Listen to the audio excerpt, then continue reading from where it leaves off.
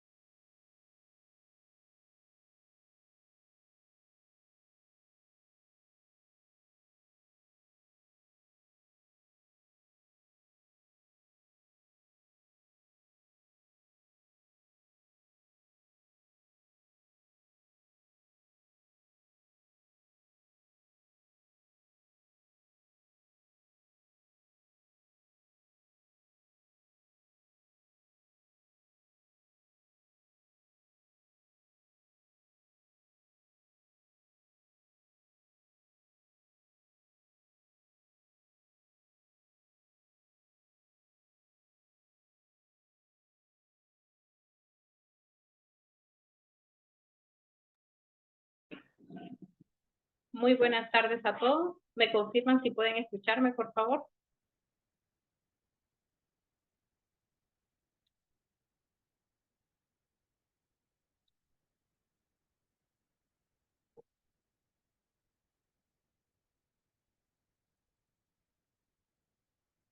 Bien.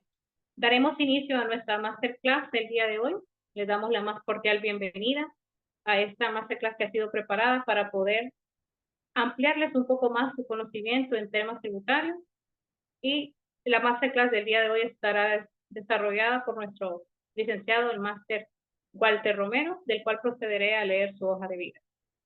Él es licenciado en Contaduría Pública, egresado de la Universidad Nacional Autónoma de Honduras. Tiene una maestría en Administración de Empresas y un máster en Economía y Finanzas. Socio director de la firma Grupo Asesores y CEO de High Potential. A su vez, es director del programa Riqueza y Éxito y autor del libro Mentalidad de Riqueza y Éxito. Es expositor de MIS, certificado por la UNAD y el BID. Ha sido miembro de la Junta Directiva del Colegio Hondureño de Profesionales en Contaduría Pública de Honduras, el capítulo norte. Conferencista internacional en diversos programas de capacitación, como expositor en materia de auditoría, contabilidad, finanzas, NIF y prevención de lavado de activos. Es certificado por The John Maxwell Team como coach, conferencista y orador internacional. Además, cuenta con importantes certificaciones en temas de liderazgo, finanzas y formación humana por la empresa multinacional Franklin Covey. Su experiencia profesional como auditor y consultor lo ha ejercido en importantes empresas en las cuales tuvo a cargo la dirección y gerencia. A su vez, fue diputado del Congreso Nacional durante 2 periodos, secretario de la comisión que dictaminó el Código Tributario y miembro de la Comisión de Finanzas del Congreso Nacional. Sin más que agregar, le damos la bienvenida al licenciado Walter Romero, que él procederá con nuestra masterclass.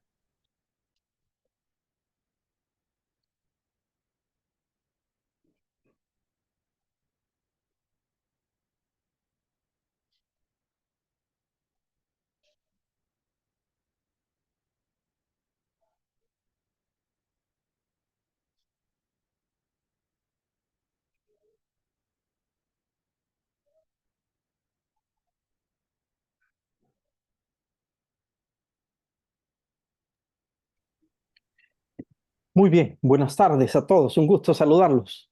Encantado de estar aquí con ustedes. Espero que ustedes y sus familias pues se encuentren muy bien. Hemos decidido crear este masterclass y vamos a estar dando algunos otros masterclass, no solo en este tema de tributación, sino que también en otros temas importantes, ya más específicos en la parte de tributación hondureña. También vamos a hablar un poco de las normas internacionales de información financiera, vamos a hablar un poco de auditoría, auditoría forense, entre otros temas que vamos a estar dando como dejando ese grano de arena en cada uno de los colegas profesionales de las diferentes carreras, contaduría pública, finanzas, administración de empresas, economía, etcétera, etcétera, que se dedican a este mundo de la contabilidad, de la auditoría, de las finanzas. Y también hay emprendedores también, ¿verdad? Que gerentes generales que les interesa saber este tema, porque siempre yo le digo a las personas, a los colegas, a los empresarios, amigos, le digo, bueno, hoy en día hay que saber, el tema de tributación es clave y sobre todo para los contadores, ¿verdad? Y para los empresarios, todo aquel que tiene una función de jerarquía, no podemos olvidarnos de este tema que es inmensamente importante, ¿verdad? Entonces, tenemos que saber todo lo relacionado con la parte de tributos, la parte de lavado de activos, que vamos a estar dando una masterclass en los próximos días, la parte de normas internacionales de información financiera, la parte de finanzas, cómo entender unos estados financieros, cómo diagnosticar unos estados financieros, que es inmensamente importante, entre otros temas que tenemos que saber dentro de la meramente la contabilidad, el hacer un cierre contable como tal, ¿verdad? Para poder estar claros en esto. Muy bien, vamos entonces a hablarles un poco sobre la tributación hondureña y vamos a hablar de varios aspectos, ¿verdad? Yo soy Walter Romero, como me presentó ahí la licenciada Meiling, y vamos a hablar un poquito de la Constitución de la República. Empecemos hablando del artículo 205, porque siempre hay una confusión ahí con el Servicio de Administración de Rentas, quién decreta leyes, quién puede cambiar acuerdos, quién puede interpretar la ley, etcétera, etcétera. Tenemos esa consulta que nos hacemos muchas veces. Entonces, quiero dejarles claro que en el artículo 205 de la Carta Magna de la Constitución de la República, ahí por favor les pido con el audio, muchas gracias, nos establece que de conformidad precisamente en el decreto 131 de 1982, que le da vida a la Constitución de la República, que es potestad exclusiva del Congreso Nacional crear, decretar, interpretar y reformar y derogar las leyes. Es única y exclusiva potestad del Congreso Nacional. Ojo con eso. En el caso del Servicio de Administración de Rentas, la Secretaría de Finanzas, ya hay un artículo tipificado en el decreto 170-2016, que es el nuevo Código Tributario, que surte efectos legales tributarios a partir de enero del 2017. Y ahí se deja establecida la jerarquía tributaria. La jerarquía tributaria, pues, mana de la Constitución de la República en materia tributaria y en cualquier otra materia.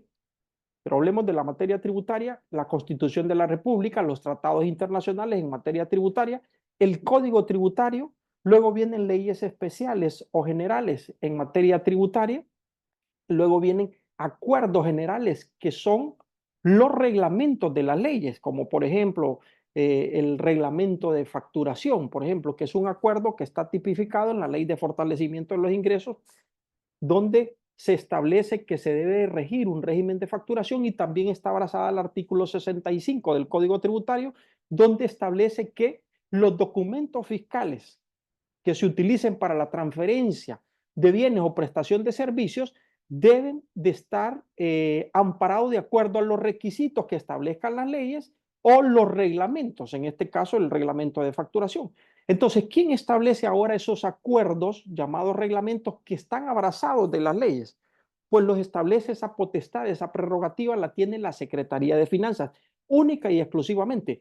Antes de que surgiera este código tributario, les cuento, quien tenía esa potestad era el Servicio de Administración de Rentas, antes Dirección Ejecutiva de Ingresos, pero se le quitó esa potestad precisamente a este servidor, que fue el secretario que dictaminó el Código Tributario, y se le quitó esa potestad precisamente a la Administración Tributaria, porque eran juez y parte, ¿verdad? Ellos establecían reglamentos, y esos reglamentos muchas veces se contraponían con lo que establecía una ley, en este caso de mayor jerarquía, llámese una ley especial o general, o muchas veces los mismos códigos, ¿verdad? Como por ejemplo, la ley de eficiencia de los ingresos, que establece que el impuesto a la ganancia de capital, en la transferencia de una vivienda habitual no están afectos al impuesto a la ganancia de capital las viviendas habituales donde vive una persona, donde se ha demostrado que ahí vive con su familia, o él solo, como sea, pero es su vivienda habitual. Cuando da esa vivienda en venta o la transfiere, ya sea que haga un canje, lo que sea, entonces ahí no está afecto a la ganancia de capital. Pero en el reglamento, la Dirección Ejecutiva de Ingresos había establecido en un reglamento que data de 1965, por ahí, que las viviendas arriba de 50,000 lempiras, oigan bien, esos techos por exceso sí van a estar grabados. Entonces, lo que establecía ese reglamento se contrapone con lo que establecía el mismo artículo 10 de la Ley del Impuesto a la Renta, el artículo 14 de la Ley de Eficiencia de los Ingresos. Entonces, eso es nulo de pleno derecho. Todo lo que se contraponga con una ley de jerarquía mayor es nulo de pleno derecho, aunque el reglamento haya sido publicado en el Diario Oficial La Gaceta. Porque cuando miramos un reglamento, cuando miramos un acuerdo técnico que está publicado en el Diario Oficial La Gaceta, creemos pues que en efecto es una ley. Y claro, sí es una ley, pero tiene los derechos legales, cumple con el principio de legalidad establecido en el artículo 11 del Código Tributario, pues en algunos casos no se cumple. Por eso es importante la jerarquía, mis estimados, que sepamos, y las interpretaciones únicamente las puede hacer el Congreso Nacional. Cuando ustedes miren un decreto que diga interpretar, cuando tras de que lea la palabra interpretar, usted ya sabe que ese decreto tiene un efecto retroactivo. No hay ninguna ley que tenga efecto retroactivo. Grábense esto. No hay ninguna ley que tenga efecto retroactivo. El artículo 13, numeral 5 del Código Tributario establece que no existe retroactividad a la ley. Incluso no hay retroactividad a la ley, salvo en materia penal, lo establece la Constitución de la República, salvo en materia penal, y en materia tributaria cuando hay una interpretación a la ley. O sea, si hay una interpretación, lo que está corrigiendo el legislador es el espíritu de la ley. Está queriendo decir cuál fue el sentido que le quisieron dar a la ley. Entonces hay una serie de artículos donde interpretan cuál es el sentido original, y en ese caso, cuando ustedes lean interpretar dentro del decreto, ustedes inmediatamente saben que se va a trastocar todos los efectos legales desde su origen, como por ejemplo en el Código Tributario, en el 171/2016, que entró en vigencia a partir de enero del 2017, se establece ahí en materia de precios de transferencia, básicamente las transacciones comerciales o financieras, se las hablo así, entre empresas que estaban en regímenes especiales. Luego hubo un decreto, el 117/2021, donde los legisladores interpretaron que Los que están en regímenes especiales ya no están obligados a presentar la declaración jurada de precios de transferencia. Eso es una interpretación. Entonces ahí dice interpretar. Entonces, si una empresa que desde el 2017 está en un régimen especial, en una maquila, por decir algo, y estaba presentando su declaración jurada informativa de precios de transferencia y la presentó todos los años, pues a partir de ese decreto ya no la sigue presentando. Al igual si una maquila, por ejemplo, por mencionar una maquila, o cualquier empresa que estuvo en régimen especial, ojo con esto, no había presentado su declaración informativa de precios de transferencia, dijo, yo nunca la he presentado. Bueno, pero ahora surge ese decreto.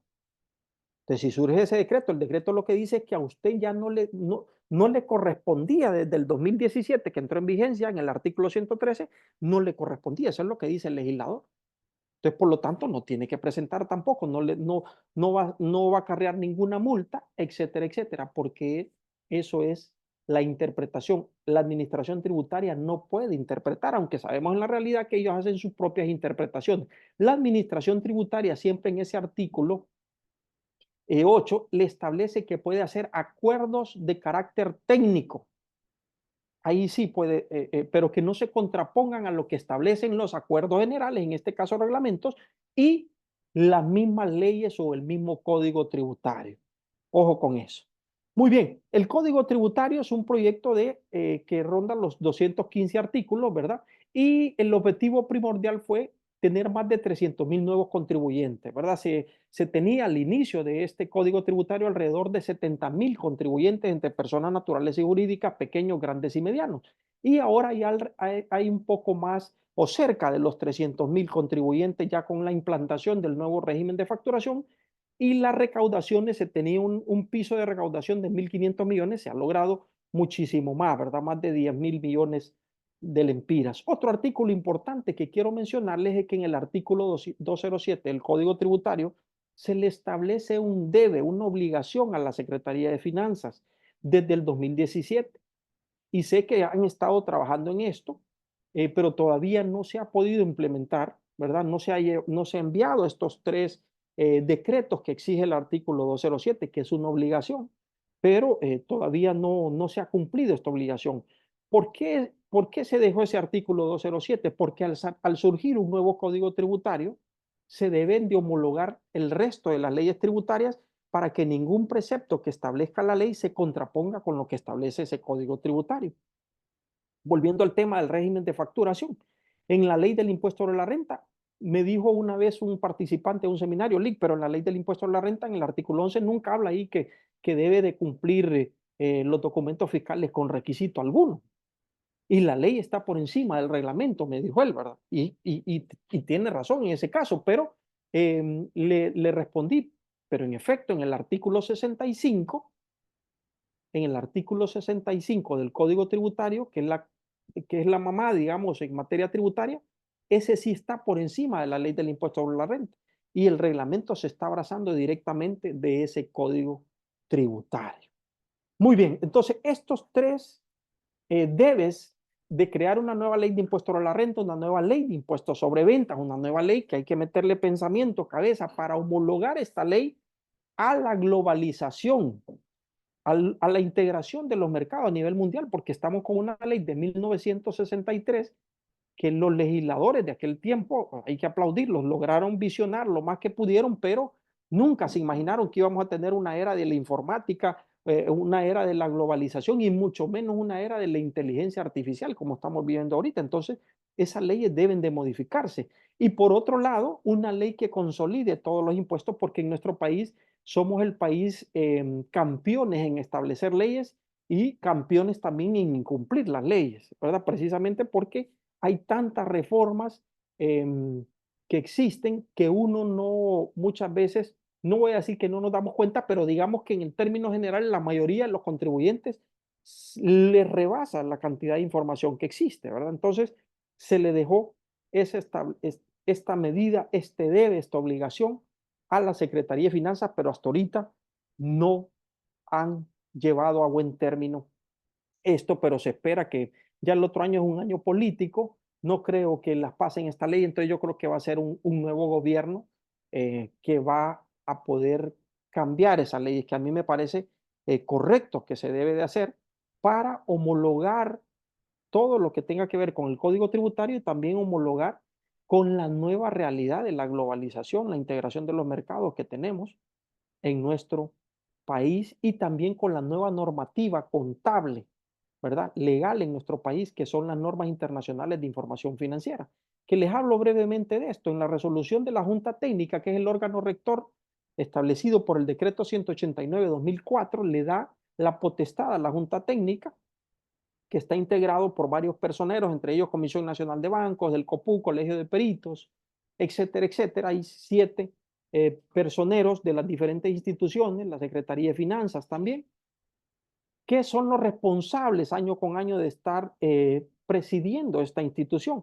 Y ellos emitieron esa resolución, la 01, que fue reformado luego con la 074 de diciembre del 2019, en la que establecieron quiénes deberían aplicar y quiénes no deberían aplicar NIF. Pero desde el 2010, ese decreto 189-2004, que es la ley de normas de contabilidad y auditoría, ya obliga a todos los contribuyentes, personas naturales y jurídicas, a llevar su contabilidad bajo normas internacionales de información financiera. Y luego, como siempre, como contribuyentes hemos necesitado que nos pongan, como dicen, un puñal en la garganta. Ahí está ese puñal en la garganta, que es el artículo 64, que ya es una obligación formal, que es una obligación fiscal o tributaria formal, la obligación de llevar contabilidad, donde se establece que los obligados tributarios que estén obligados por ley deben llevar contabilidad conforme a las reglas siguientes. ¿Y qué nos dice el numeral 1? Llevar y mantener los registros contables que determinan las leyes, los respectivos reglamentos y las normas internacionales de información financiera generalmente aceptadas en Honduras. En este caso, ¿cuáles son? Decreto 189-2004, las normas internacionales de información financiera, las NIF. Y luego en ese mismo decreto, ojo con esto, porque muchas personas no saben esto, puede ser que usted lo sepa, pero le cuento, la mayoría de los contribuyentes no lo saben, en el decreto 189-2004, en la ley de normas de contabilidad, se hacen unas reformas y dentro de esas reformas se hacen unas derogaciones, que son derogaciones a la contabilidad mercantil. Hay un código de comercio que existe en nuestro país donde estaba establecido en los artículos 430, 31 en adelante, estaban establecidos lo que se denomina la contabilidad mercantil. Y a partir de eso, ojo con esto, y a partir de eso, a partir de este decreto que deroga todo lo que establece el Código de Comercio en materia de contabilidad mercantil, específicamente en el artículo 21, que se lo leo tácitamente, derogatoria, quedan expresamente derogados los artículos del 430, 440, 442, 445 y 447 del Código de Comercio, así como las reformas, dice, del 441 y 448 del mismo código, contenidas en la ley de simplificación administrativa. Entonces, ¿de qué hablaban estos artículos? De otra cosa más, no era de otra cosa más que la contabilidad mercantil, la forma de llevar la contabilidad, los libros contables, la contabilidad apropiada.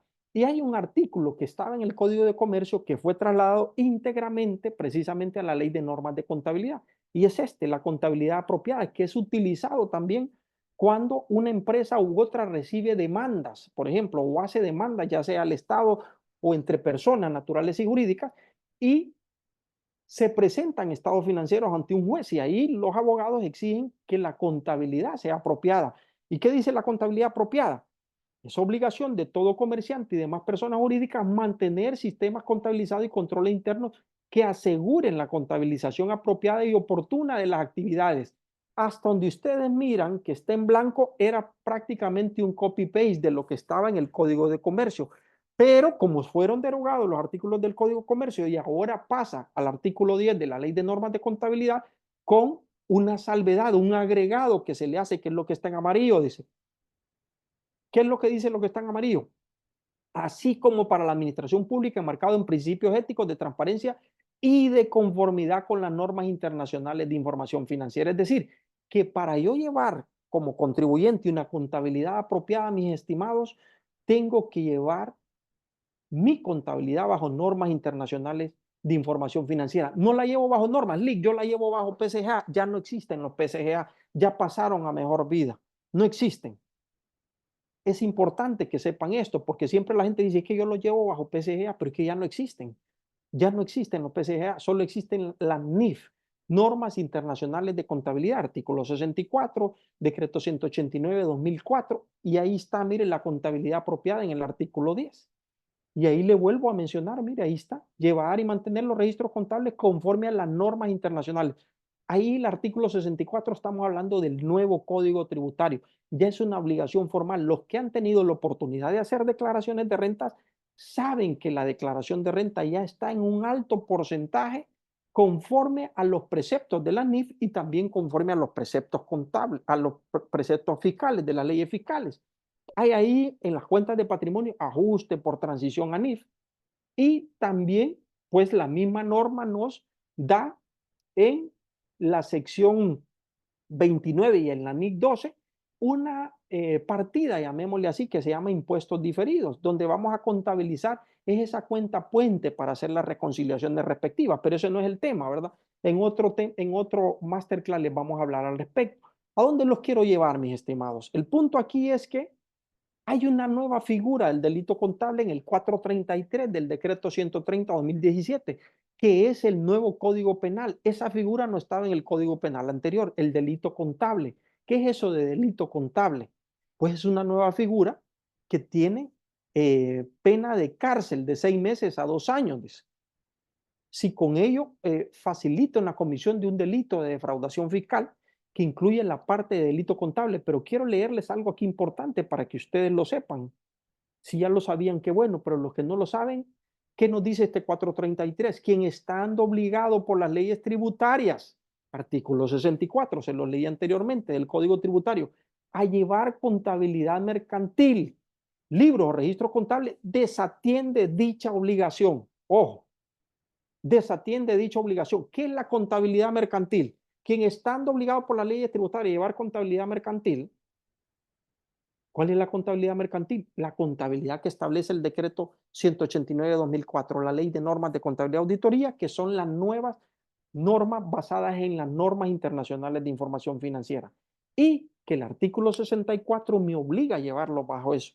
Si desatiendo dicha obligación, estoy cometiendo delito contable y puedo ser acusado penalmente. Adicional, si voy a un juicio o una demanda, el juez va a favorecer a aquella empresa que en efecto esté llevando su contabilidad bajo NIF. Recientemente un prospecto nos buscó para que le hiciéramos un dictamen precisamente de estado financiero para una demanda que tenía. Lo primero que le dijimos, está llevando la contabilidad bajo NIF, enséñeme estado financiero. No, estaba llevando la contabilidad bajo las leyes, digo yo, de Frank Sinatra, a mi manera. Han escuchado esa canción, ¿verdad? Bajo las leyes de Frank Sinatra. Entonces, no, sencillamente yo le puedo dar el dictamen, pero le voy a decir que está incumpliendo con este y este y este artículo. Entonces, no le puedo dar algo diferente, no le va a convenir. ¿Está claro en eso? Si no, pues al final desistió, pues no sé si lo hizo o lo hizo de alguna otra forma, qué sé yo, pero no se podía hacer eso porque también nosotros como firma nos íbamos a ver en serios problemas, ¿verdad? Entonces, ojo con esto, mis estimados, con el delito contable y ahí también están marcados otros artículos importantes como el siempre el Código Tributario, el 62, 63, 64, 65, 66, 67, que son las obligaciones formales. Incumplir con estas obligaciones formales también forma parte de cometer un delito contable, como por ejemplo no tener documentos fiscales, no llevar la contabilidad ni bajo NIF ni con todos los soportes debidos, habidos y por haber, por mencionar algunos, ¿verdad? Muy bien, cualquier consulta que vayan haciendo, voy a revisar rapidito a ver si hay alguna consulta aquí. Vamos a ver, dice en la ley de normas de contabilidad, dice que se deben de llevar libros diarios mayor balance. No menciona venta ni compra. Entonces, en este caso, siendo esta ley genéricamente superior a las de SAR, no debería. Bueno, acuérdense que no significa que sea superior a las de SAR, porque en materia fiscal, si el Servicio de Administración de Rentas tiene otras leyes, acuérdese la jerarquía tributaria, ¿verdad? Constitución de la República, tratados internacionales, código tributario, leyes especiales y generales. En este caso es una ley especial, ¿verdad? La ley de normas de contabilidad y auditoría. Pero hay otras leyes especiales en materia tributaria también, que son ley del impuesto a la renta, ley de impuestos sobre venta y otro tipo de leyes, ley de eficiencia de los ingresos, etcétera, etcétera. Si esas otras leyes me exigen que lleve libros de compra, de venta, tengo que cumplirlo también porque ya son disposiciones fiscales adicional a lo que me establece la ley de normas. Tengo que llevar eso, pero también me exige la ley fiscal que lleve esos otros libros, por lo tanto tengo que adecuarme a llevarlos, ¿verdad? Ok, otra consulta. En el caso de los comerciantes individuales, los libros diarios, mayor y balance deben ser solamente el negocio que precede a la inscripción al régimen de facturación o debe ser libros del contribuyente como persona. En el caso del comerciante individual, debe ser del negocio, ojo. Ahora bien, si él está comprando, invirtiendo en activos, cuando digo activos son bienes raíces, bienes inmuebles, que estoy comprando un juego de apartamentos por allá, 5 terrenos por acá y todo eso, lo conveniente es que lo meta siempre en su declaración de comerciante individual, porque acuérdense que hay otra ley que ya les voy a hablar más adelante, que es la ley de lavado de activos. Y esa ley de lavado de activos, al final, si yo tengo un montón de bienes que no los estoy reportando, el único documento, la boleta de calificaciones que me sirve ante el Ministerio Público y ante cualquier ente es la declaración jurada de renta. Y sin la declaración jurada de renta, que es una declaración de propio cómputo donde yo estoy diciendo y jurando ante las instituciones que toda la información que yo estoy poniendo en esa declaración es correcta y fehaciente conforme a lo que yo considero, ajá, y tengo un montón de bienes y no los estoy poniendo. Entonces, ojo con eso. Entonces, lo correcto es que mejor ingresemos, ¿verdad? Ahora, si solo son ingresos y gastos de manutención y que tengo, eso yo le diría, no meta todo ese tipo de cosas, ¿verdad? Pero en cuanto a los bienes, sí hay que protegerlos, las inversiones, porque imagínese, compre un bien raíz que le va a generar un usufructo, una renta, entonces ese va a ser un ingreso y ese ingreso es gravable desde el punto de vista de renta. Tal vez no va a ser específicamente de la función del comerciante individual, pero va a ser un ingreso que le va a generar una renta que va a ser gravable. Muy bien. Otra consulta dice, ¿en qué casos deben ser utilizadas las notas de débito? Bueno, ya está tipificado en el reglamento de facturación cómo es el uso de las notas de débito. Y las notas de débito deben de estar abrazadas a una factura. Las notas de débito sirven para cargarle algún tipo de costos a algún cliente, como por ejemplo un interés moratorio, por ejemplo, que se le esté cargando a un cliente. Cuando ya es un servicio que se le va a dar, hay mucha gente, hemos visto, que quiere cobrar a través de notas de débito servicios. No, eso tiene que ir con factura. Lo que podemos cargar a través de las notas de débito, pues son algún tipo de cargo, como en este caso, interés moratorio, por mencionar alguno, ¿verdad? Pero no, cuando ya estamos dándole un servicio adicional al cliente, ese debe de ser facturado y debe ser cobrado con impuestos sobre venta. Debemos abrazarlo a esa factura, ¿verdad? Estamos cobrándole este interés moratorio al cliente de acuerdo a la factura tal y tal, de acuerdo a las políticas establecidas de créditos. Muy bien, cualquier otra consulta, vayan haciendo, la verdad, en el camino para que podamos irla viendo. Muy bien, otra cosa brevemente que quiero mencionarles es que nuestro Código Tributario establece que el sistema tributario se fundamenta en principio de renta territorial. Cuando hablamos de renta, estamos hablando del impuesto sobre la renta. No estamos hablando de impuestos sobre venta, de impuestos sobre la renta.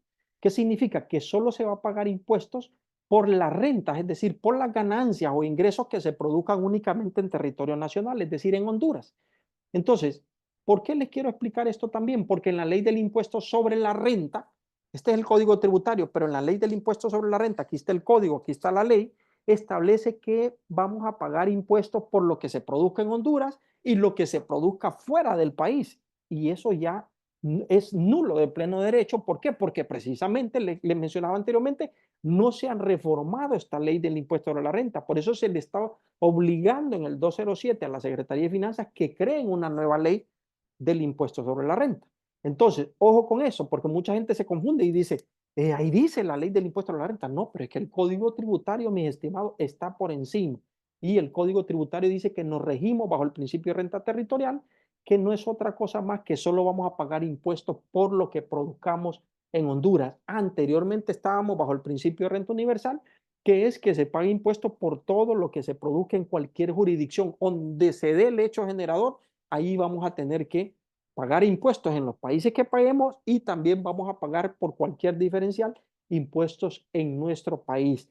El principio de renta universal es utilizado por los países desarrollados, países del G7 como Estados Unidos, Canadá, Francia, Reino Unido, entre otros. Y la renta territorial es utilizado por países en vías de desarrollo, como Honduras. ¿Qué significa en vías de desarrollo? Que somos países que necesitamos atraer inversión, que somos importadores de capitales. No somos exportadores de capitales. Exportadores de capitales es Estados Unidos, que las empresas salen a invertir a otro país. Pero nosotros somos importadores. Necesitamos la inversión extranjera directa que venga a nuestro país para que esa inversión extranjera genere crecimiento económico, genere empleo, genere un efecto multiplicador y un derrame en toda la economía. Y eso es lo que necesita, por eso se cambió ese principio a renta territorial.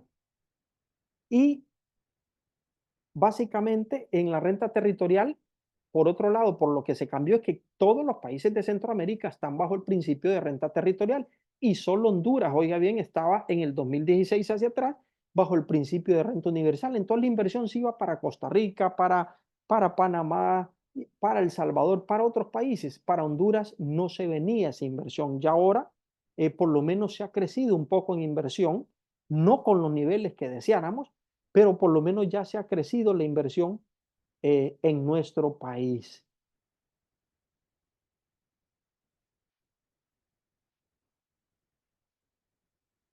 En algunos centros comerciales me hacen la pregunta aquí, emiten notas de débito para cobrar los comercios que rentan los locales el valor del consumo de la energía eléctrica. Sí, se puede hacer también, en el caso porque no se dedican a vender energía eléctrica ustedes, ¿verdad? No se dedican a vender energía eléctrica, a no ser de que le cobren un plus en la energía, ojo, entonces ahí sí hay que hacerle factura, ¿verdad? Los servicios de energía eléctrica sabemos que están exentos de acuerdo al artículo 15, pero si yo no le estoy cobrando nada y solamente le estoy traspasando el cobro que me hace el ENE, de acuerdo a una política sin cobrarle ninguna ganancia, entonces, ojo, ahí sí le puedo hacer una nota de débito, no hay problema. Pero si le cobro un plus por lo que sea, entonces ahí sí debo de hacerle una factura, en este caso exenta del impuesto sobre ventas conforme al artículo 15. Muy bien. Algo brevemente en el régimen impositivo de las personas naturales que les quiero dejar marcado, y es en cuanto a los sujetos obligados. Número uno, que no necesitamos que el Servicio de Administración de Renta publique ninguna gaceta y ningún comunicado para que usted haga la nueva tabla progresiva del impuesto cada año. Usted la puede hacer el 2 de enero, la puede hacer. ¿Por qué digo el 2 de enero? Porque el primero es feriado. Pero ¿por qué la puede hacer el 2? Usted solo se fija, se mete al Banco Central y mira cuál es la tasa inflacionaria que estableció el Banco Central el 31 de diciembre y usted la aplica en la tabla progresiva. Entonces usted pone cuánto es el valor exento, por decir un ejemplo, 200,000. ¿Y cuánto fue la inflación? Un 5%. Entonces 200,000 por 1.05 y usted ya tiene la nueva base exenta. Y luego se la va aplicando a todos, menos a los gastos médicos, porque los gastos médicos, esos ya están tipificados en el artículo 13 de la ley y eso solo los puede mover a través de un decreto del Congreso Nacional. Pero en ese decreto 20-2016 ya se dejó establecido. No necesitamos ningún comunicado del Servicio de Administración de Rentas, no necesitamos ninguna gaceta. Si lo emiten, qué bueno, pero si no, no lo necesitamos. Y número dos, las personas que obtuvieron ingresos de 2 o más fuentes deben presentar una declaración anual y pagar impuestos. Hemos visto mucho que pasa, sobre todo a nivel gerencial, ¿verdad? De profesionales o a nivel de socios, de empresas que tienen más de una fuente de ingreso. Una fuente de ingreso puede ser sueldos y salarios. Otra fuente de ingreso puede ser dividendos. Otra fuente de ingreso puede ser venta de bienes raíces, por ejemplo, ¿sí? Regalías, otra fuente de ingresos puede ser dietas, etcétera, etcétera. Cualquier fuente de ingreso adicional, si tengo más de una fuente, es decir, 2 o más, entonces ya estoy obligado por la ley del impuesto a la renta a presentar mi declaración jurada de renta cada año a más tardar el 30 de abril. Muchas personas no lo hacen y después se meten a problemas. ¿Problemas con qué?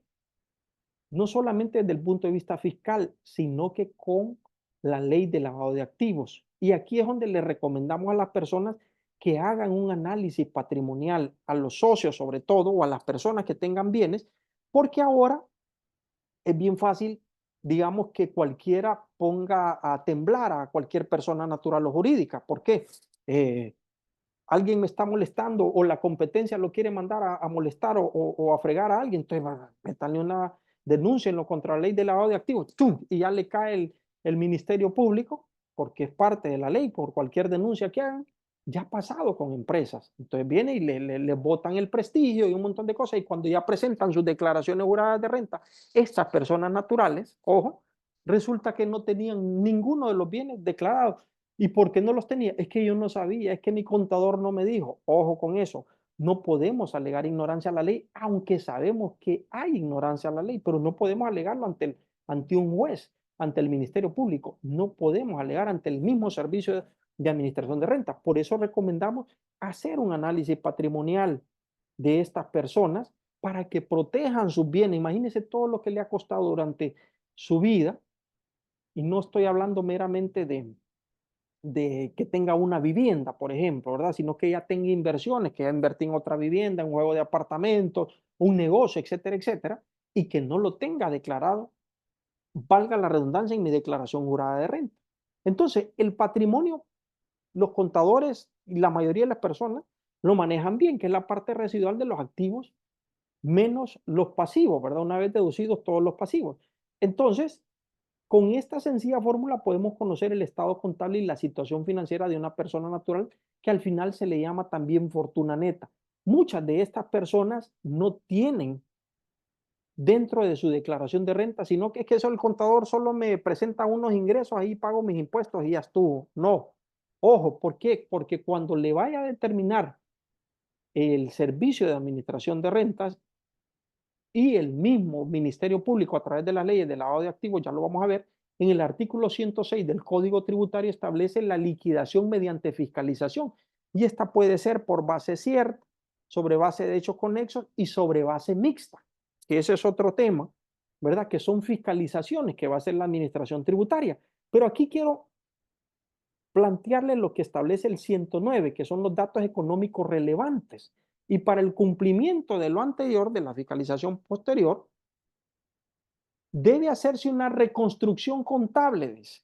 Cuando no se tiene, cuando el Servicio de Administración de Renta no tiene, porque el señor o la señora, la persona comerciante individual o la persona natural no reportó en sus declaraciones, entonces la Administración Tributaria o el mismo Ministerio Público va a hacer una reconstrucción contable financiera que tenga en cuenta lo siguiente. Solo les menciono tres entre estos: el patrimonio, el activo y pasivo existente, el movimiento de las cuentas del sistema financiero. ¿Por qué?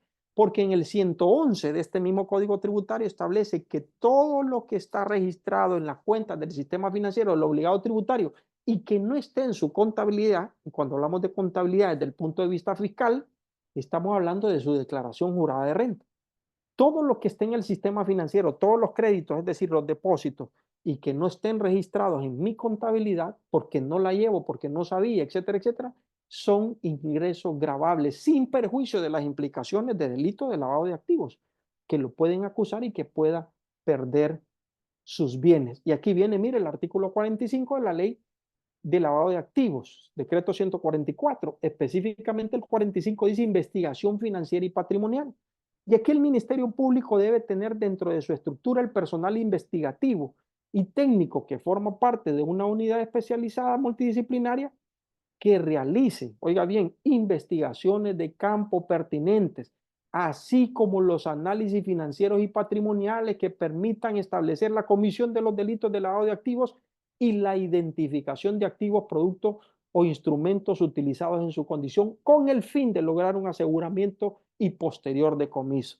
Entonces, han leído en las noticias, sin duda ustedes, donde dicen, fulanito de tal no ha comprobado, tiene 150 millones de activos y no los comprobó porque solo tenía 10 millones, por decir algo.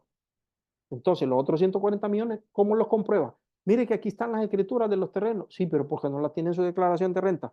Mire que aquí están los estados de cuenta del banco. Sí, pero porque no lo tiene en su declaración de renta. O sea, entonces quiere decir que esa persona andaba fuera de la ley, ¿verdad? Ojo con eso.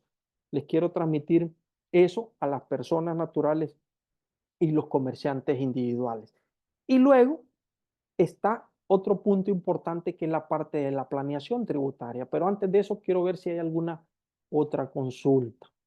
Por ejemplo, ¿cómo registramos compras y retenciones por servicios de Facebook, Microsoft, antivirus y que no generen factura comercial? Ojo con esto. El reglamento de facturación, el 481 y sus reformas, solo es aplicable en territorio nacional.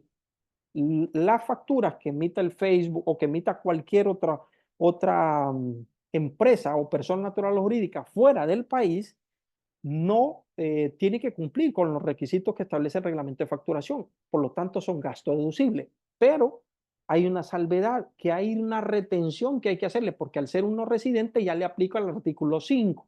Y el artículo 5, la ley del impuesto a la renta, establece una serie de 13 actividades, 13 categorías donde tenemos que hacerle retención a este tipo de servicios. Por ejemplo, en el caso del Facebook, Microsoft, antivirus, entonces habría que buscar en qué categoría. Entonces puede ser que la pongamos en el uso de software y plataformas electrónicas. Bueno, hay que hacerle una retención del 10%. Pero ¿cómo le digo a Mark Zuckerberg yo de que le voy a retener el 10%? Si no conoce ni a sus propios empleados, porque son muchos, y número dos, no conoce ni siquiera dónde está Honduras, Mark Zuckerberg, probablemente. Entonces, ¿cómo hago? No, aquí la ley lo que le dice es, usted tiene que absorberla como contribuyente. ¿O? Entonces, si usted está comprando en Facebook 100,000 lempiras mensuales, por decir algo, o anuales, entonces por el 10%. Y tiene que reportar esos 10,000. ¿Quién los va a absorber? Los va a absorber la empresa para que realmente la administración tributaria en algún momento no le vaya a salir más caro el caldo que los frijoles. ¿Es deducible? Sí, es deducible, pero hay que hacer esa retención respectiva que aplique de acuerdo al artículo 5. Espero haber contestado, Julio, su pregunta. También tenemos, Jorge dice, en el caso de las notificadoras, dice, están obligadas a emitir factura por cada pago mensual por la venta de solares de crédito o pueden emitir una factura que el solar haya sido pagado en su totalidad. Ojo con esto, ¿verdad? Porque recuerde que hay una nueva normativa que es las normas internacionales de información financiera y aquí se utiliza algo desde el punto de vista fiscal como desde el punto de vista de normas y finanzas que se llama el principio de devengo, que es decir, las transacciones ocurren desde el momento que se hagan y no cuando se recibe el efectivo. En este caso, ¿cuándo está vendiendo usted su casa? La vendió cuando firma el contrato, ¿verdad? Entonces, aquí puede hacer dos cosas, o hace un crédito con el banco para que el banco le pague y la persona le quede pagando al banco, pero si yo ya decido darle crédito a esa persona, lo que le puedo hacer una factura va a ser por los intereses mes a mes, por ejemplo, ¿verdad? Pero por el valor de la casa yo tendría que facturarle ese valor de la casa. Así lo establece la norma internacional de información financiera. En la realidad, la mayoría de las personas no lo hacen, no lo usan. Entonces va haciendo las cuotas, la factura por cada cuota. Está utilizando no el principio de devengo, sino que el principio de efectivo. Y es incorrecto desde el punto de vista contable. No debería de ser así, ¿verdad? Debe de ser bajo el principio de devengo. Ojo con eso. Espero haber respondido, licenciado Jorge Portillo. Muy bien. Y la planeación tributaria es importantísimo, mis estimados. Les quiero dar algunos puntos importantes de la planeación tributaria. La planeación tributaria o fiscal, ¿verdad? Consiste en el conjunto de alternativas legales. Ahí empieza el primer punto. No son alternativas que son por las bandas o que vamos a inventar algo que está fuera de ley, no. Son alternativas legales que puede utilizar un contribuyente o responsable durante un periodo o varios periodos fiscales. ¿Con qué objetivo? Con un solo objetivo, con el objetivo de liquidar el impuesto que estrictamente debe pagarse a favor del fisco, siempre sujeto a la correcta aplicación de las normas vigentes. Esta planeación, mis estimados, exige a los contribuyentes responsables esté aplicando las normas contables. ¿Cuáles son las normas contables? La NIF y las normas fiscales, todo lo que establecen las leyes en materia tributaria, deben aplicarse de forma correcta.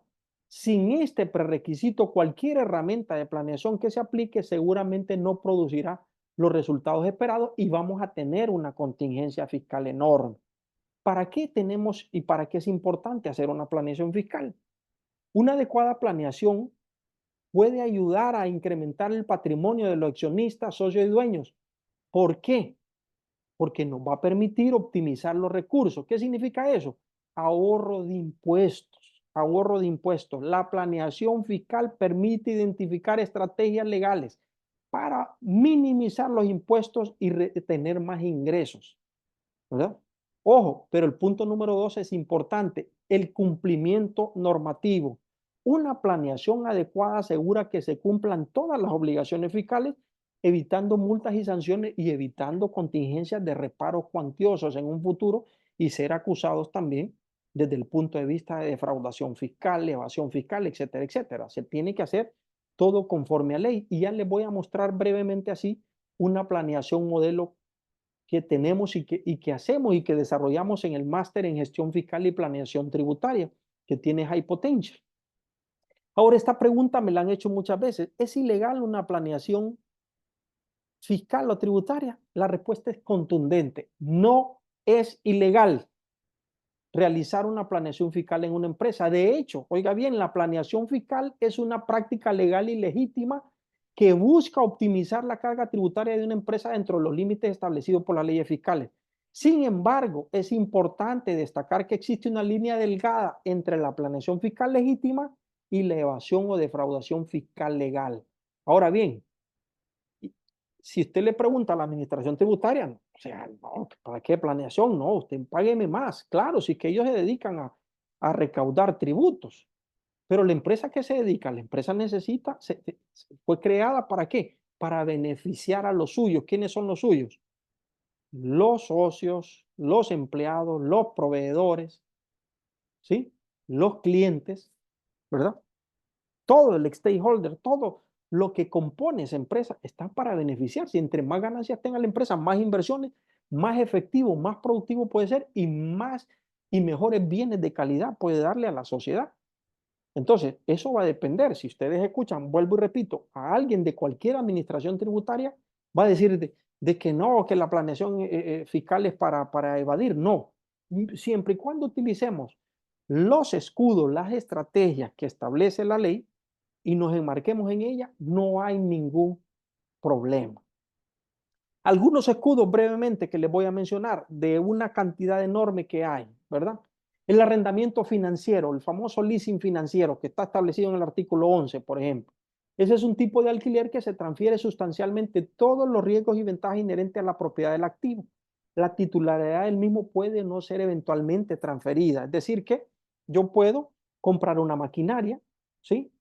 Un bien raíz, un vehículo, etcétera, etcétera, a través de un arrendamiento financiero o leasing. La diferencia es que yo puedo comprar esa maquinaria, digamos, ese tractor, esa volqueta, la puedo comprar a través de un financiamiento, digamos que vale 10 millones de lempiras esa maquinaria. Y puedo sacar un financiamiento en el banco que me lo dan al 15% durante 10 años. Durante 7 años me lo da el banco, por decir un ejemplo. Pero puedo conseguir un leasing de esa misma maquinaria que me sale a 5 años. La tasa de interés más todos los costos es un poquito más cara, pero ¿cuál es la diferencia? Que con el financiamiento bancario yo solo voy a poder meter al gasto deducible únicamente los intereses y luego la depreciación de esa maquinaria la voy a ir metiendo al gasto también durante el tiempo de los años de depreciación, que normalmente son largos, extensos. Imaginémonos que una maquinaria podría ser, digamos, 10, 12, 13 años. Pero en el leasing financiero yo puedo meter al costo, al gasto, cada cuota que voy pagándole a la empresa que me está vendiendo el leasing. Entonces, si yo hice un contrato de 5 años, entonces, aquella depreciación que me iba a tardar 10, 13 años, más los intereses de 7 años, yo la reduzco en 5 años. Entonces, aquí hay un punto importante. Si la empresa en donde yo laboro está teniendo utilidades o ganancias, ojo con esto, porque ese es un requisito sine qua non. Si está obteniendo ganancias, entonces yo puedo utilizar un tipo de estrategia como esta. ¿Por qué? Porque me van a ahorrar el 30% de ahorro de impuestos en un menor tiempo. Ojo con eso. Y después, cuando ya tenga la maquinaria, después de los 5 años, la revalúo, pago el 6% y vuelvo a utilizar el escudo fiscal de la depreciación del activo. Mire qué bonito. ¿Es legal eso, Lic? Es legal. Ahí está establecido en la ley de equidad tributaria, la revaluación de activos, en el artículo 11, la ley del impuesto sobre la renta. En el máster en gestión fiscal le damos más detalles y hacemos ejercicios al respecto, pero muchas veces por ignorancia perece mi pueblo, dice un principio, ¿verdad? Entonces es importante dejarles esto transmitido. Otro punto importante, la deducción adicional para los mayores de 60 años. Un incentivo fiscal. ¿Cuál es el incentivo fiscal? Las personas naturales jurídicas. He visto cómo cantidad de empresas que dan estos descuentos, ahora no solo al adulto mayor, sino que a los adultos de 80 años en arriba, que hubo un cambio de legislación donde se establecieron unos nuevos porcentajes de descuento, ¿verdad? Entonces, ¿cuál es el beneficio ahí? Que las personas naturales jurídicas que conceden estos descuentos tienen derecho a deducir de la renta bruta para efectos del pago de impuestos el 50% del monto que resulte de la suma total de descuentos concedidos en virtud de la aplicación de esta ley. Ojo con esto, ¿verdad? En virtud de la aplicación de esta ley. Es decir, que si yo di 1.000.000 de descuentos en el año a los adultos mayores, esos descuentos tienen que estar tipificados en la factura. Ahí tenemos que hacer una categoría en los descuentos. Descuento del adulto mayor, distinto a los descuentos que damos por la costumbre comercial. Ojo, número 1. Y número 2, deben de tener los documentos de soporte, que el adulto mayor, la copia de la cédula, y luego tenerlo en una partida contable dentro de nuestra balanza de comprobación. Descuentos al adulto mayor. ¿Cuánto dimos de descuento? 1.000.000 de lempiras. Bueno, 500.000 lempiras de eso yo lo puedo tomar como incentivo fiscal en mi declaración de renta. 500.000 lempiras por 30%, 150.000 lempiras de ahorro de impuestos que va a tener la empresa. Ahora, multipliquen si una farmacia, por ejemplo, que posiblemente da descuentos al adulto mayor por mayores cantidades, entonces puede tener mayores beneficios. Aquí creo que todavía tienen alguna consulta. Dice, esas facturas del Facebook, Microsoft, ¿cómo las declaran en la DMC? Esas no se declaran porque no son facturas locales. Esas no las debe declarar. Solo se declaran las compras locales y las importaciones que están conforme al reglamento de facturación. Todo lo que es compras afuera que no pasa por aduanas, digamos en este caso el Facebook o cualquier otro cliente, esas no se declaran en la DMC. Sí hay que registrarla en la contabilidad y hacer la retención conforme al artículo 5. Ojo con esto. Una consulta aquí. Yes, dice, ¿esos leasing por maquinaria es correcto ingresarlo a los activos y pasivos para el mismo y se deprecia? Aquí es una interesante pregunta. Genial pregunta, Yes. Aquí tenemos que saber que tenemos desde el punto de vista fiscal, lo voy a considerar un costo o un gasto en mi declaración de renta. Desde el punto de vista financiero, que debo de estar obligado, no debo de estar obligado, estoy obligado a llevar mi contabilidad bajo NIF. La NIF me dice que los arrendamientos, los leasing, yo debo de registrar ese activo en mi contabilidad y registrar el pasivo y depreciar ese activo, ojo. Pero esa es una depreciación financiera, que no es una depreciación fiscal. Esa depreciación financiera, que la voy a depreciar a los 12, 13 años que establece que dura la maquinaria, ojo, versus los 5 años de la amortización fiscal, digamos, que estoy metiendo de acuerdo al escudo fiscal del leasing, luego voy a hacer una reconciliación de la renta. En mi contabilidad financiera voy a hacer una reconciliación de la renta para aprovechar ese beneficio fiscal de ese escudo fiscal y ahí voy a registrar el ahorro, el efecto del ahorro en mi contabilidad específicamente en la cuenta del impuesto sobre la renta por pagar. Ojo con eso. Todo eso también lo empleamos en el máster en gestión fiscal, pero así es, Yes. Hay que hacer la reconciliación. No vamos a dejar de aprovechar el escudo fiscal. Hay que aprovechar el escudo fiscal, pero el escudo fiscal solo voy a registrar el efecto en mi contabilidad. Por ejemplo, si la maquinaria vale 10 millones de lempiras y digamos en 5 años, digamos, voy a meter 2 millones, entonces no voy a registrar los 2 millones en mi contabilidad. ¿Por qué? Porque no voy a meter la contabilidad fiscal en mi contabilidad financiera, porque la contabilidad financiera, entonces los 2 millones, ¿qué es lo que voy a meter de los 2 millones? El efecto del ahorro de impuestos. 2 millones por el 30% de impuestos, que es el 25% de renta, más el 5% de aportación solidaria, eso me equivale a 600.000 lempiras de ahorro de impuestos. Eso sí lo voy a registrar en mi contabilidad. ¿Cómo? un débito al impuesto sobre la renta por pagar contra utilidad acumulada, porque es una ganancia que estoy obteniendo. Ojo con eso, ¿sí? Y en la depreciación financiera, ¿por qué la norma internacional de información financiera me obliga a que deprecie ese bien que estoy obteniendo por leasing? ¿Por qué? Para mostrar fielmente la posición financiera de los estados financieros, porque si meto ese leasing en mi contabilidad, le voy a estar diciendo a los socios, no, usted está teniendo menos utilidades, cuando realmente no es cierto, porque esa maquinaria no la puedo meter a 5 años de depreciación, cuando realmente la depreciación real de la maquinaria la vida útil son 10 o 13 años, en el ejemplo que le estoy poniendo. Entonces, le estaríamos dando menos dividendos a los socios. Desde el punto de vista financiero, recalco, desde el punto de vista fiscal, voy a meter el efecto. Es decir, esos 600,000 de ahorro lo voy a meter en la partida y lo voy a dejar plasmado en mi declaración de renta y voy a tener la carga de prueba, los soportes, uno a uno, la carga de prueba para el día que me llegue a fiscalizar la administración tributaria. Mira, aquí está. A lo más que le puede decir es que yo no le entiendo a eso.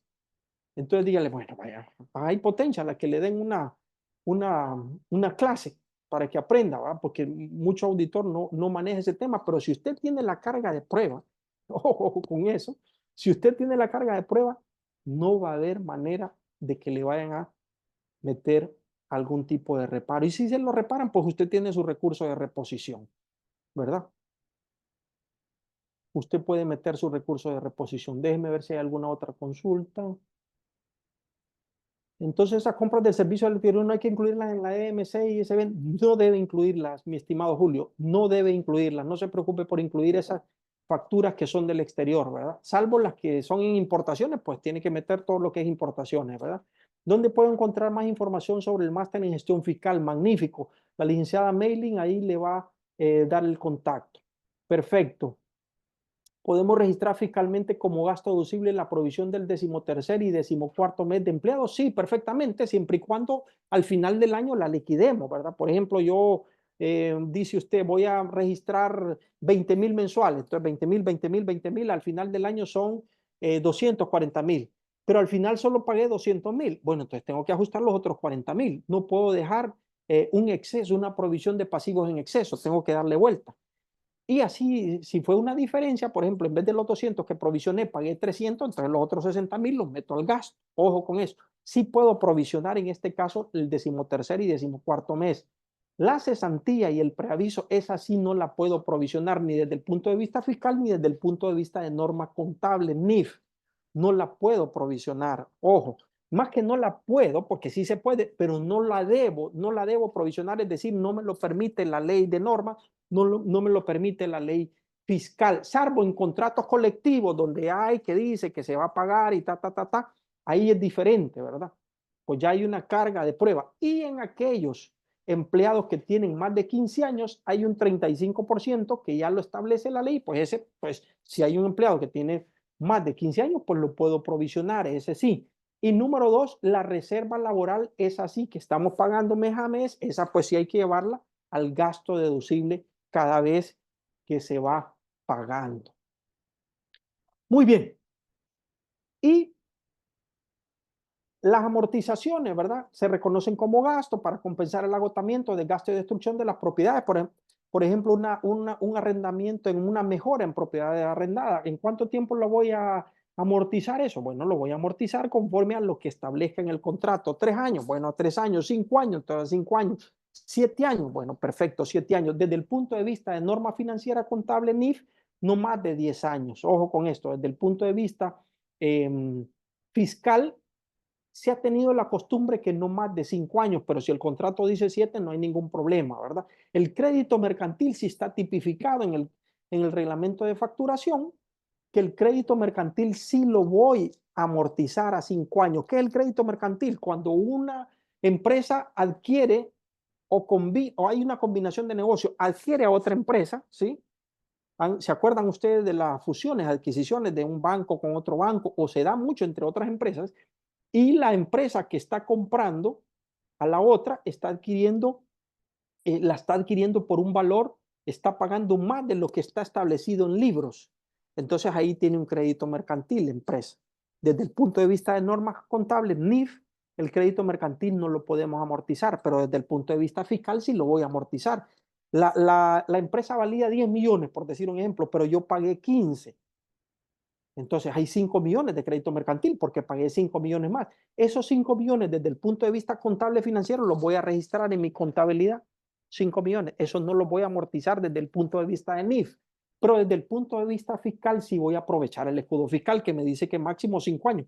Puedo meter 1 millón por cada año desde crédito mercantil, es decir, el 30% o el 25%, dependiendo de las utilidades que tenga la empresa, y me puedo ahorrar 250,000 o 300,000 de ahorro de impuestos, año con año hasta que se terminen los 5 años. Y así hay un montón de estrategias en materia, sobre todo de mejoras en propiedades arrendadas, que las hablamos en el máster en gestión fiscal. La notificación de inventarios obsoletos no se da mucho. Hay que hacerlo para el ahorro de impuestos. La finalidad de esta herramienta es permitir que los inventarios que no se vendieron oportunamente y han sido superados en el comercio por bienes con mejor desarrollo tecnológico o que son perecederos o por cualquier otra razón que entraron en etapa de obsolescencia, se puede notificar al Servicio de Administración de Rentas, cumpliendo con los requisitos fijados en la ley, recuperando en este caso del 25 hasta el 30% de ahorro en impuestos. Se evita así que el inventario quede técnicamente es obsoleto, se destruya, se pierde en su totalidad. Con la notificación se crea el escudo fiscal que es permitido por la ley. Muy bien, vamos a ver si tienen otra consulta aquí.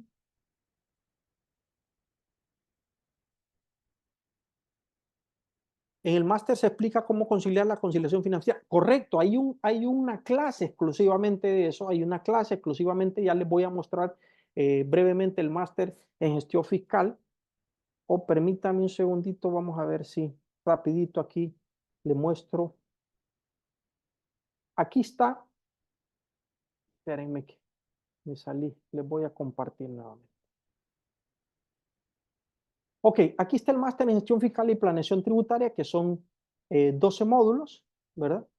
Nuestro objetivo, claro, es hacerlo experto a usted, que usted se vuelva experto, porque hemos visto que la gente, o sea, sabe los conocimientos, ojo, pero lo sabe como por encimita, así como por la punta del iceberg, pero la masa restante están bien, o sea, no tienen el conocimiento sólido. Aquí le enseñamos a que usted solidifique su conocimiento y se vaya a otro nivel como profesional, que esta es una de las ramas que en nuestra opinión como escuela de negocios es una de las mejores pagadas. El profesional que sabe de tributos de manera con una experiencia sólida, con un conocimiento sólido y lo sabe aplicar, tiene el criterio, ojo, y tiene ese cambio en hacer de la reconciliación de la renta con la reconciliación fiscal, esa persona va a estar en otro nivel. Entonces, aquí tenemos, le vamos a hacer llegar todo esto, ¿verdad? A su correo a los que estén interesados y a los que no estén para que lo tengan, tal vez en algún momento les puede interesar, ¿verdad?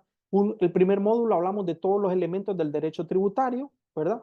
Todo lo que es las normas, interpretaciones, principios de legalidad, obligaciones formales, materiales, defensoría del derecho a los contribuyentes, régimen impositivo de rentas exclusivamente de personas naturales, donde les enseñamos a hacer un análisis patrimonial exclusivo, que eso usted como profesional, si es un profesional independiente, después puede brindar ese servicio y obtener un ingreso extra, ¿verdad?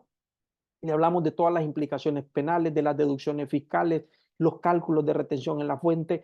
Él está combinado con toda la oficina virtual, ojo con eso. Y le vamos a agregar también la parte del chat GPT, ¿verdad? Que es la inteligencia artificial.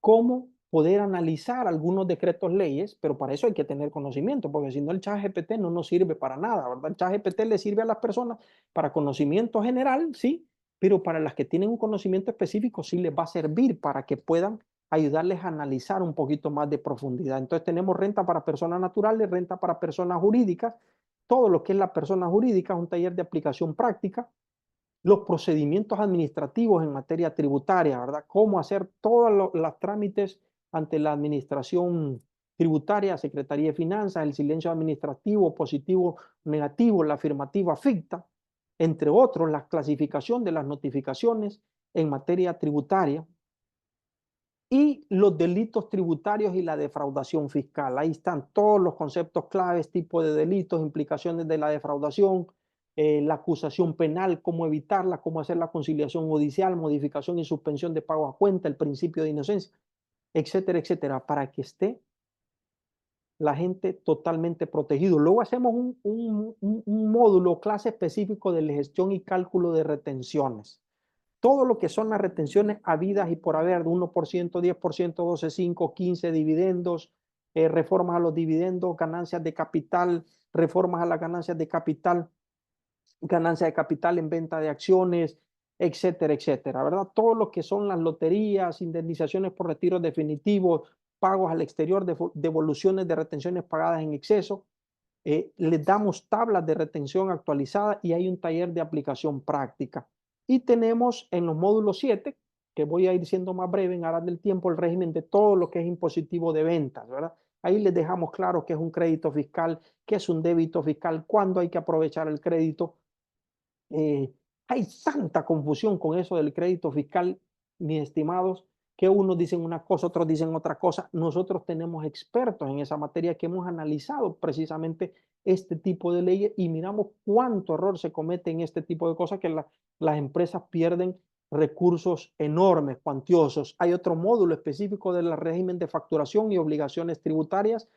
Cada uno de los módulos de renta, de venta, todo está visto también a la luz de la nueva oficina virtual. Les enseñamos cómo utilizar la nueva oficina virtual en cada una de estas declaraciones. La tributación internacional, principio de renta territorial, todo lo que es las directrices de la OECD y todo lo relacionado en materia de precios de transferencia, métodos de precios de transferencia, paraísos fiscales, las facultades de la administración tributaria para fiscalizar, y luego viene todo el módulo de planeación tributaria, auditoría y control interno contable y fiscal.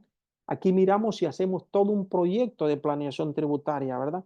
Donde escogemos las estrategias fiscales. Aquí les pongo un ejemplo modelo en el Excel, mire, que este es parte solo se los muestro, es parte de los proyectos que se hacen de planeación tributaria, datos del ejercicio, estrategias fiscales, escudos fiscales, balance, estado de resultados, por ejemplo, datos del ejercicio, aquí están todos los datos del ejercicio, luego vienen estrategias fiscales, miren, aquí están las estrategias fiscales, un poco más de 28 estrategias fiscales, escudos fiscales con todas las referencias de ley, ¿verdad? Un poco más de 35.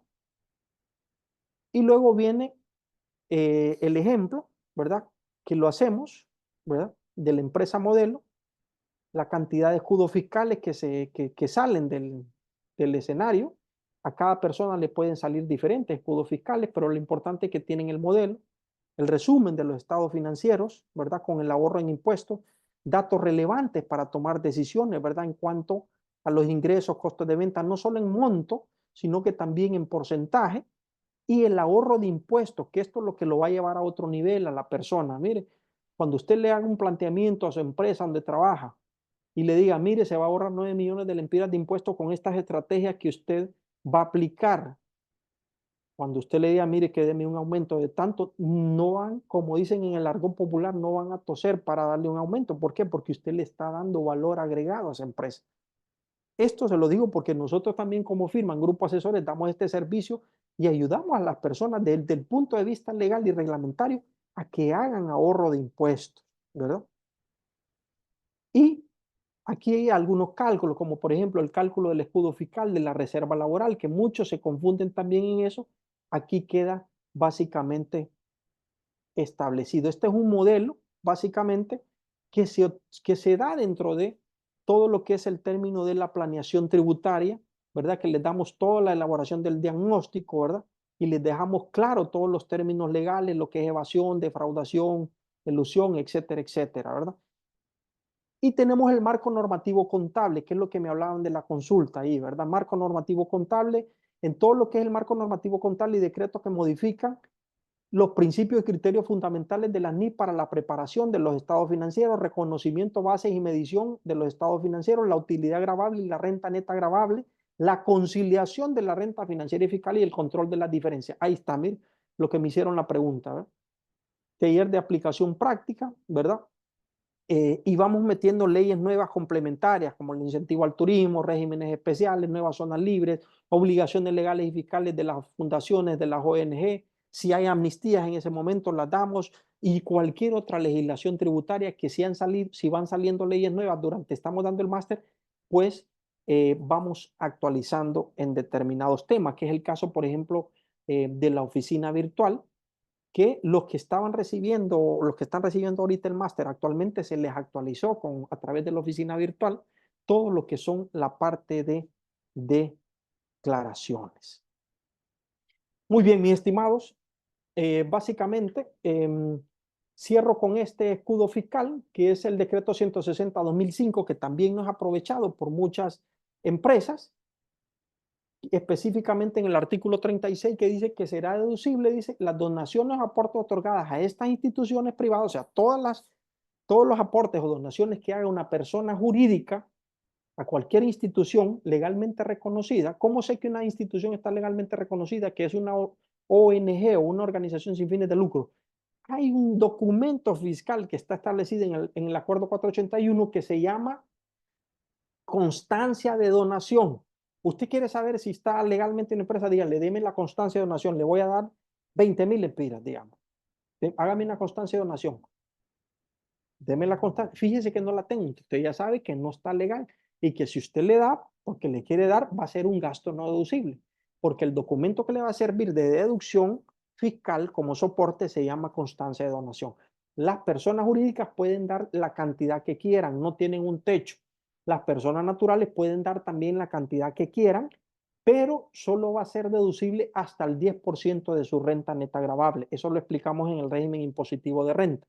Y también dice este decreto que los salarios pagados a las personas con discapacidad, aparte que el artículo 11 de la ley del impuesto a la renta ya me establece que los salarios son deducibles, aquí hay una doble deducción, porque los salarios que le pagamos a las personas con discapacidad, tengo esa otra deducción adicional. Ojo con eso. Ese incentivo fiscal que lo voy a tomar en mi declaración de renta. Ahí está. En la conciliación de la renta, ahí aparecen los incentivos fiscales, que son un incentivo productivo, el incentivo fiscal de las personas con discapacidad y el incentivo de los descuentos del adulto mayor que están tipificados en la declaración de renta. Muy bien. Y eso también, la revaluación de activos, les hablo brevemente de la revaluación de activos, que es una estrategia fiscal que utilizan algunos. La revaluación de activos no es otra cosa más que cuando uno tiene un bien, compra un bien, actualizar el valor de ese bien al valor de mercado. Eso es básicamente la revaluación. Entonces yo compré un edificio, por decir algo, me costó, ya sea que lo compré o lo construí, digamos que lo compré, me costó 10 millones de lempiras hace 10 años. Y ese es el valor que tengo en la contabilidad, en el costo de adquisición, menos la depreciación, que ya lleva 5 años de depreciación, 5 millones, entonces el valor en libros son 10 menos 5, 5 millones. Pero 10 años después decidimos revaluarlo. Entonces le contratamos a una firma auditora, digamos, contratamos a Grupo Asesores que da esos servicios de activos. Se le activó el audio a alguien, creo, por favor, si nos apoyan. Contratamos a Grupo Asesores que nos dé el servicio de revaluación de activos y Grupo Asesores les da el dictamen y dice, ese edificio vale 50 millones. Es decir, que de los 5 millones que tienen valor en libro, ahora vale 50. Tiene 45 millones de lempiras de revaluación. Entonces usted ya decide pagar el 6%. Ese 6% de impuestos y usted va a poder depreciar esos 45 millones nuevamente y obtener un beneficio fiscal. Se hace todo un análisis para ver si me conviene o no me conviene, por ejemplo. Pero hay casos, por ejemplo, que usted tiene, por decir algo, un terreno. Imagínese que tiene un terreno y el terreno, en efecto, le costó 1 millón de lempiras y usted lo quiere vender, el terreno, pero todavía no. Dice, voy a ver, porque si lo vendo el terreno, ¿y ahora cuánto vale el terreno? Vale 10 millones de lempiras. Entonces, 10 millones menos 1 millón que me costó, tengo una utilidad o una ganancia de capital de 9 millones. ¿Cuánto es el impuesto de ganancia de capital? El impuesto de ganancia de capital es el 10%. Entonces, 9 millones por el 10% voy a pagar 900,000 lempiras. Ojo con eso. Ahora bien, hay empresas que utilizan la estrategia fiscal que es válida. Bueno, entonces mejor Ahorita solo tengo la intención de venderlo, pero no, mejor no lo vendamos ahorita, lo vamos a revaluar, revaluémoslo y paguemos el 6% del terreno. ¿Cuántos son? 9 millones por el 6%. Estamos hablando aquí básicamente de 9 millones por el 0.6%, estamos hablando de 540,000. Ojo con eso. Entonces llevo el activo a valor revaluado, ahora vale 10 millones. El siguiente año hacemos un acta que lo vamos a vender, entonces lo reclasificamos, activo mantenido para la venta, y ahora sí lo vendo. Cuando lo vendo ya no hay ganancia de capital porque el activo está a valor revaluado. Entonces me ahorré ese 4% que si lo restamos de los 900 originales me voy a ahorrar alrededor cerca de 400,000 lempiras. Entonces hay una estrategia ahí que se puede utilizar, ¿verdad? Siempre todo desde el punto de vista legal. Muy bien, mis estimados, queríamos dejarles esas semillas. Voy a leer esas semillas tributarias, voy a leer si hay alguna otra consulta, pero les cuento, este máster en gestión fiscal está creado para que usted se vuelva un experto. Ahí los que habemos somos personajes completos que tenemos experiencia, no solo de una empresa, sino de múltiples cantidades de empresas, y nuestro objetivo es enseñarle, llevarlo a otro nivel a usted para que se cotice mejor, para que valga más, porque sabemos que esta materia es una de las mejores pagadas si sabemos valorarnos, pero si tenemos el conocimiento. Siempre le digo a los alumnos, si usted le dice al cliente que fíjese que yo escuché que eso no es correcto y nos ponemos, ahí lo que va a pasar es que nos van a, como dice, nos va a llevar el agua al cuello. Pero si usted le dice, mire, eso por esto y esto y esto y esto, no debemos hacerlo porque las implicaciones son estas, estas y estas. Pero tenemos estos escenarios, estos caminos, camino número 1, número 2, número 3, y le abre las posibilidades. Entonces, ahí ya estamos hablando de un profesional de otro nivel.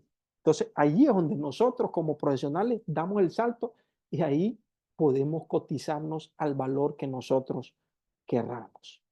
Muy bien, cierro entonces, a ver si hay alguna otra pregunta. En el máster de educación en la conciliación de la renta, dice, se explica, sí, claro, ya lo explicamos, ¿verdad? Buenas tardes, la factura de abono, contratos de compra-venta de terreno es diferente a la factura de servicio. La factura la factura tiene que cumplir con el requisito, ojo, del reglamento de facturación. Cómo la hagamos la factura ya es cuestión de diseño nuestra, pero que cumpla con los requisitos establecidos en el artículo 10 del acuerdo 481. Muy bien, buenas tardes. El salario para personas discapacitadas también cabe en una empresa que es constituida como comerciante. Claro que sí, claro. Cualquier persona natural o jurídica puede utilizar, ¿verdad? Puede utilizar cualquier persona natural o jurídica. Y, muchas gracias, Eric. Confirmo la calidad del máster. Soy de los primeros graduados. Felicitaciones, Eric, y muchas gracias por ese comentario, ¿verdad? Una empresa o persona natural que invierte en la bolsa de valores de USA y trae ganancias de esas acciones deben declararlas en su declaración. Sí debe declararlas como ingresos no gravables. Ojo, sí debo declararlas como ingresos no gravables. Hay una partida, llamémosle así, hay una sección dentro de la declaración de renta y ahí tenemos que declararla como ingreso no gravable. Tengo que declararla sí, porque voy a meter ese dinero al banco, número 1. Número 2, porque es un ingreso que tengo, pero como es un ingreso extraterritorial y estamos bajo el principio de renta territorial, no paga impuestos, salvo los impuestos que me hayan cobrado en Estados Unidos, pero esos los pagué en Estados Unidos o en el país donde estén haciendo el ingreso, ¿verdad? Pero en mi país lo voy a declarar. ¿Por qué lo tengo que declarar? Para blindarme, no solo en materia fiscal, con el artículo 111, que les dije, el Código Tributario, que todo lo que esté en mis cuentas del Estado, del sistema financiero y que no esté en mi contabilidad, es gravable. Entonces me blindo desde el punto de vista fiscal y me blindo también desde el punto de vista en materia de lavado de activos. El máster dura 10 meses, ¿verdad? 10 meses. Y incluye todo un proyecto final que vamos a hacer, ¿verdad? Más los trabajos que hacemos durante las clases, ¿verdad? Liga, un socio que es contador, existe una ley que prohíba fungir como contador de la sociedad. Liga, un socio que es contador No hay ninguna ley, no. Si usted es contador, no hay problema, y es socio, no hay ningún problema. Puede ser el contador, no hay ningún problema. Ahora, si ya la empresa va creciendo y todo, lo recomendable es que tenga un contador, ¿verdad? Y que usted sea siempre el gerente y que revise, ¿verdad? Em, por cualquier, para que no se le vaya a escapar nada, ¿verdad?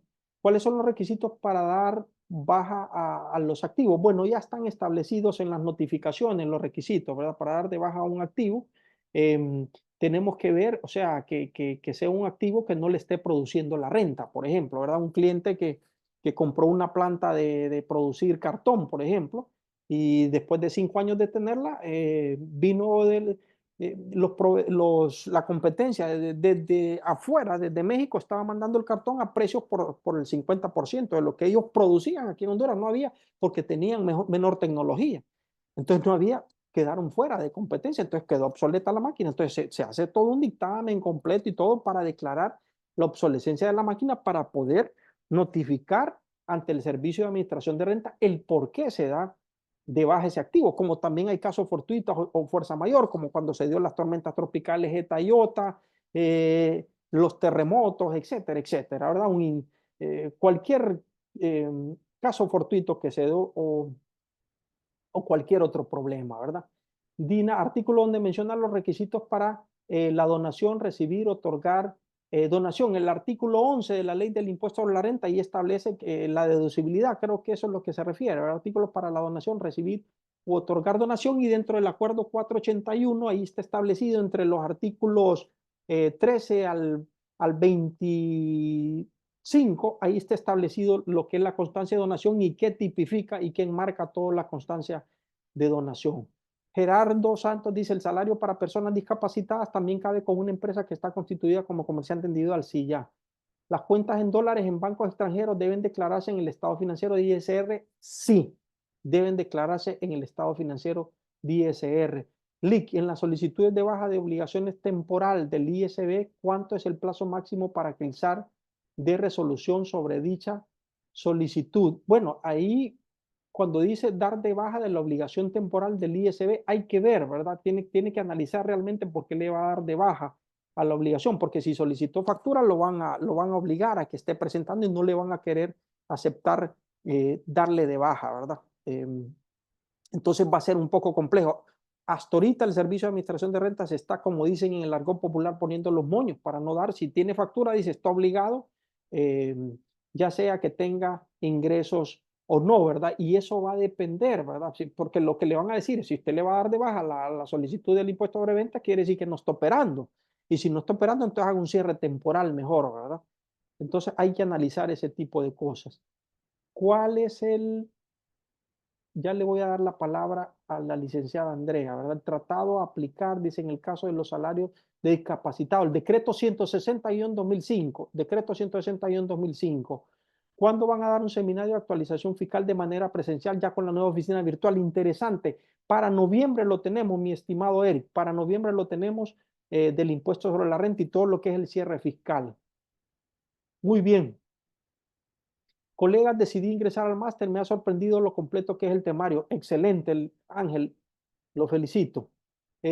Fabiola dice, si se quiere dar de baja un saldo de cuentas por cobrar a un cliente, cuando es un monto grande de millones y que tiene una antigüedad que procesó, se debe de legalizar ante el Servicio de Administración de Renta. Bueno, aquí hay que cumplir con lo que tipifica el artículo 11 de la Ley del Impuesto sobre la Renta, que establece que primero tenemos que hacer una provisión, ¿verdad? Pero lógicamente que esa provisión es fiscal, ¿verdad?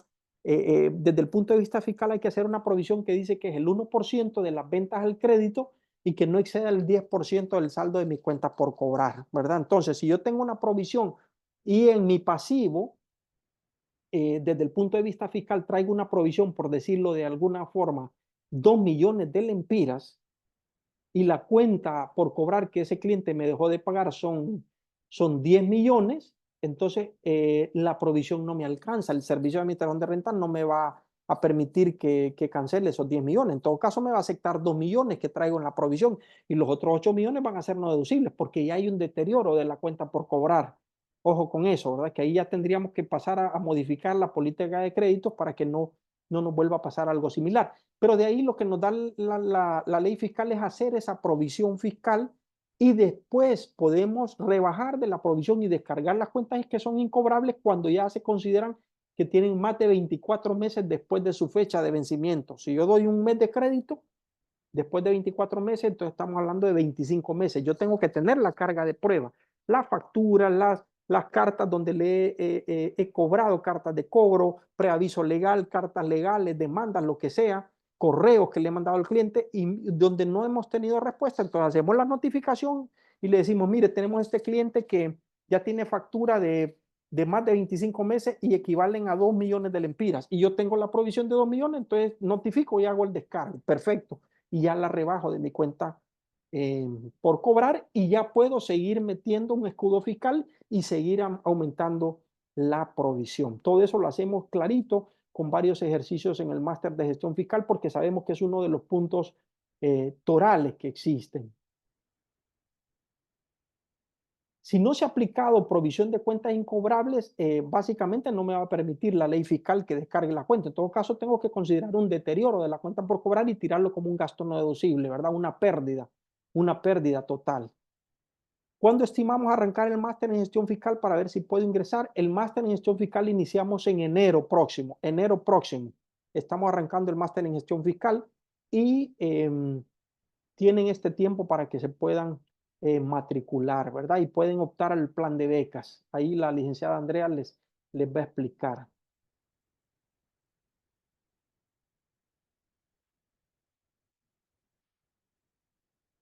La CICAL, si no me recuerdo, es la inscripción en la plataforma del Ministerio de Trabajo, ¿verdad? De la empresa, que es un requisito que se ha hecho básicamente amparado en un acuerdo que en este momento no tengo el número, pero es un acuerdo que es básicamente para darle cumplimiento a la ley de inspección laboral, ¿verdad? Para darle cumplimiento. Una vez que ya estén todos los contribuyentes ahí, el Ministerio de Trabajo, a través de sus diferentes dependencias, va a empezar a hacer las revisiones de la ley de inspección laboral. Ahí les recomiendo, tenemos un servicio en grupo de asesores que se llama auditoría laboral, que solo dura alrededor de 3 días, donde hacemos básicamente una auditoría de saber que si estamos cumpliendo con todos los requisitos laborales con todos nuestros colaboradores, en el sentido de que las multas son horrorosas. En el caso de la ley de inspección laboral, estamos hablando 150,000 por empleado en caso de que haya un incumplimiento.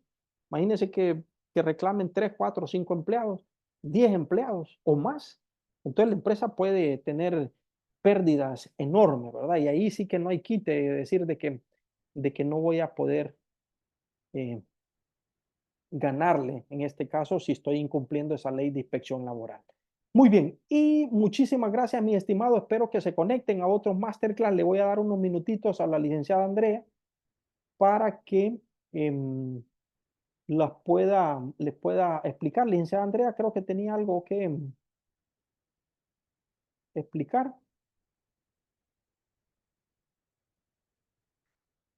Licenciada Meili.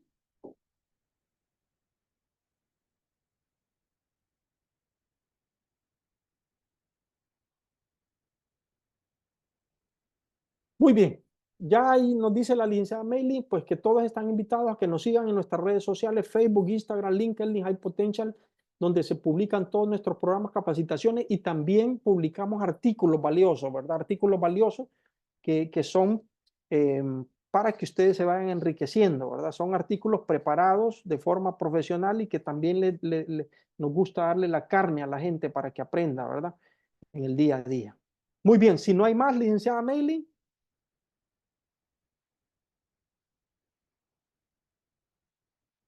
Un gusto, muchas gracias a todos y estamos en comunicación, ¿verdad? Los interesados, pues ahí anoten, por favor, licenciada Andrea, no sé si anotamos ahí todos los correos que están interesados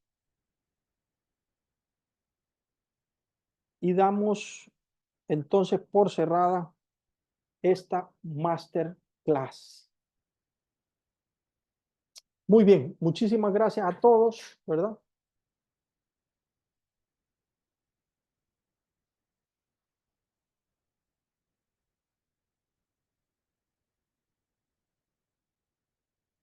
Que Dios los guarde, los proteja y los bendiga y estamos a la orden, ¿verdad? Tenemos el máster también en normas internacionales de información financiera también, que es clave, es importantísimo el máster en normas internacionales de información financiera. Y tenemos otros programas, ¿verdad? Dejen su correo para hacerle llegar el catálogo de programas que tenemos, ¿verdad? Son programas bien diseñados. Logramos y nos comprometemos siempre en dar más de lo mejor, ¿verdad? Para que ustedes aprendan, porque el propósito de High Potential Business School es llevarlos a otro nivel profesional, ¿verdad? De un nivel de experiencia. De hecho, estamos elaborando un máster en contabilidad e impuestos y otro máster en auditoría y control interno, ¿verdad? ¿Por qué razón? Porque en la parte de contabilidad hemos visto debilidad en los profesionales que salen normalmente de las universidades, sobre todo los nuevos, que no tienen experiencia en hacer un cierre contable. Es dificilísimo. Entonces queremos apoyar a todo ese montón de profesionales que tienen un montón de habilidades buenas, tienen algún grado de conocimiento importante, claro que así lo tienen, pero en la parte ya de la práctica del cierre contable no lo están manejando. Así que muchísimas gracias a todos, que Dios los guarde, los bendiga y estaremos viéndonos en próximos master class. Saludos y éxitos. Entonces guardemos todo esto, Lick, y nos vemos en las próximas.